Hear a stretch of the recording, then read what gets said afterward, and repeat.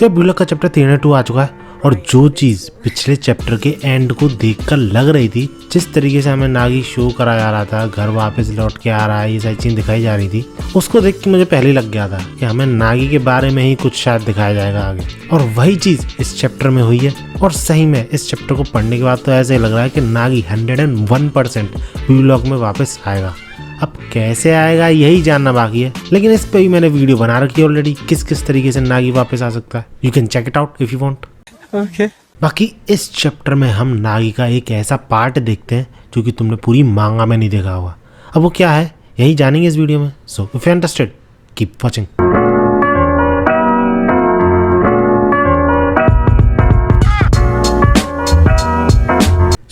Chapter की starting होती है नागी के नॉर्मल रूटीन से, जिसमें कि नागी अलार्म बंद करता है, अपनी फ्रेंड चौकी को हाय बोलकर उसको टच करके फाइनली जग जाता है, क्योंकि बिना दर्द के बंदे की नींद ही नहीं खुलती, इतना ज़्यादा लेजी है। आफ्टर दैट नागी जब स्कूल जाता है तो वो ये रियलाइज़ करता है कि पहले वाला सीन नहीं रहा है। स्कूल में सारे के सारे स्टूडेंट्स उसे जान चुके हैं, जबकि पहले सब उसे इग्नोर किया करते थे। काफ़ी ग्लूमी सा बंदा है ये सोच के उससे बात भी नहीं किया करते थे, और अब सब उसे घेर कर खड़े हैं, उसकी तारीफ कर रहे हैं, उससे पूछ रहे हैं रियो के बारे में, उसके खुद के फ्यूचर के बारे में, उसके फुटबॉल ऑफर को एक्सेप्ट करेगा इस चीज़ के बारे में पूछ रहे होते हैं।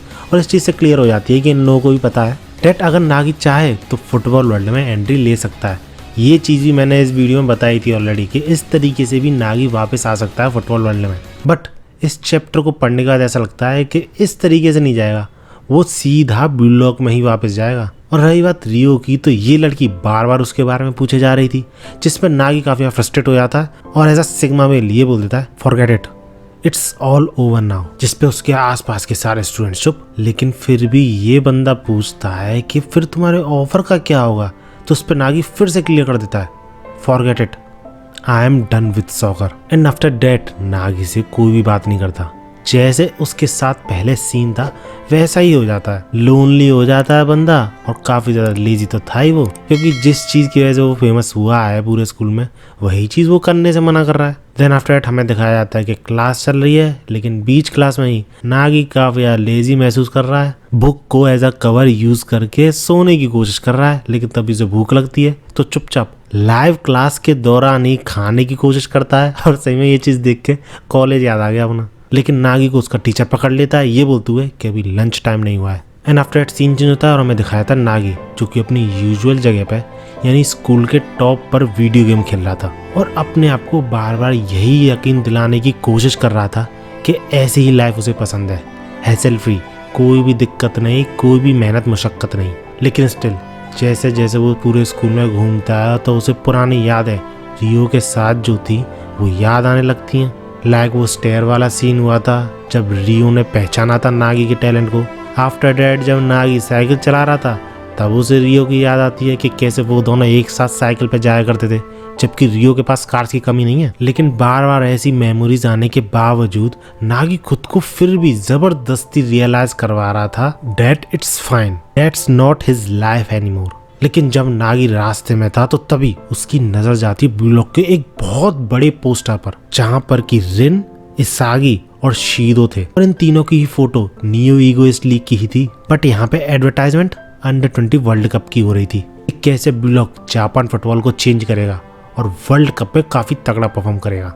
और इसी पोस्टर को देख के नागी को फिर से पुरानी यादें हिट होती है, स्पेशली इसागी को देखने के बाद। आफ्टर दैट हम देखते हैं कि नागी कुछ दिन स्कूल में ऐसे ही गुजारता है, काफ़ी ज़्यादा बोरियत महसूस हो रही थी उसे। इनफैक्ट बंदे को यूजुअली जैसे गेम खेलने का मन करता है वो भी नहीं कर रहा था। उल्टा जब वो सॉकर खेलते हुए देखता है विंडो के बाहर सारे स्टूडेंट्स को, बंदा खुद को रोक नहीं पाता, और उसे समझ में आ जाता है कि भले ही वो कितना भी सप्रेस कर ले अपनी फीलिंग्स को कि वो बिल्कुल सही है, उसकी लाइफ यही है, यही चीजें तो उसे पसंद है, हैसल फ्री लाइफ। लेकिन ऐसा बिल्कुल भी नहीं था, क्योंकि उसे समझ में आ गया था कि वो काफी ज्यादा चेंज हो चुका है, और सॉकर का उसमें बहुत बड़ा आता है, क्योंकि अब वीडियो गेम, सोना, खाने से इन सब चीजों से ज्यादा नागी को सॉकर पसंद है। और इसलिए बंदे को रिग्रेट हो रहा होता है कि क्यों उसने और ज्यादा ट्राई नहीं किया, क्यों उसने अपने अंदर की फायर बुझने दी।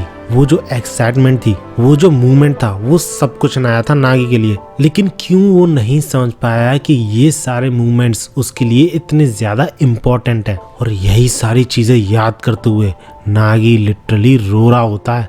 और यही चीज मुझे समझ में नहीं आ रही थी जब नागी ब्लू लॉक से बाहर निकला था। मैंने कई चैप्टरों में ऐसा बोला है कि यार नागी रो ही नहीं रहा है, जबकि रियो इतना फूट फूट कर रो रहा है। और इसी वजह से मुझे लग रहा था कि नागी के अंदर अभी भी ईगो नहीं आई है, उसे अभी भी रिग्रेट नहीं है ब्लू लॉक से निकलने का।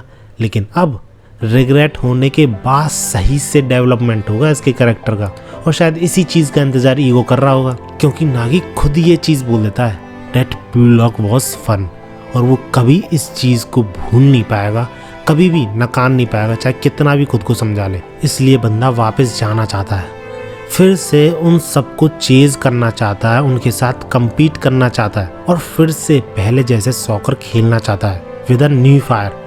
लेकिन बंदे को अभी भी समझ में आ ही नहीं रहा है कि वो ऐसा कैसे करे, क्योंकि नागी खुद ही ये जानता है कि उसने नई फायर ढूंढने की कोशिश करी थी लेकिन उसे मिली नहीं, तभी तो वो यहाँ पे पहुंचा है, यानी ब्लू लॉक से बाहर हो गया। अब मैं 100% तो श्योर नहीं हूँ, लेकिन मुझे लग रहा है कि अगले चैप्टर से हमें ब्लू लॉक का नया फेज दिखाया जाएगा, और नागी की ये जो स्टोरी चल रही है बैक एंड में, इसको यहीं पे रोक दिया जाएगा, सो डैट ईगो अचानक से सरप्राइज दे सके सारे के सारे प्लेयर्स को और हम सब ऑडियंस को। एटलीस्ट मुझे तो ऐसे लगता है। तुम्हें क्या लगता है? लेट मी नो इन कमेंट्स, क्योंकि मेरा जो ब्लू लॉक मांगा पढ़ने का एक्सपीरियंस है, इसागी और नागी इन दोनों की स्टोरी पैरेलल में चलती है। और जब इसागी रोया था तो तभी उसके साथ कुछ अच्छा हुआ था और ब्लू लॉक में एंटर हुआ था, तभी से उसे समझ में आया था कि उसका दूसरे प्लेयर्स को पास करना कितनी बड़ी गलती हो सकती है किसी भी गेम में। और यही चीज शायद नागी समझ रहा है। And if you remember, story की स्टार्टिंग में इसागी भी रोया था, काफी ज्यादा रिग्रेट हुआ था ना उसे गेम हारने की वजह से, और शायद नागी को भी वही रिग्रेट यहाँ पे बहुत ज़्यादा परेशान कर रहा है। अब I don't know how Nagi कैसे ब्लू लॉक में एंटर करेगा,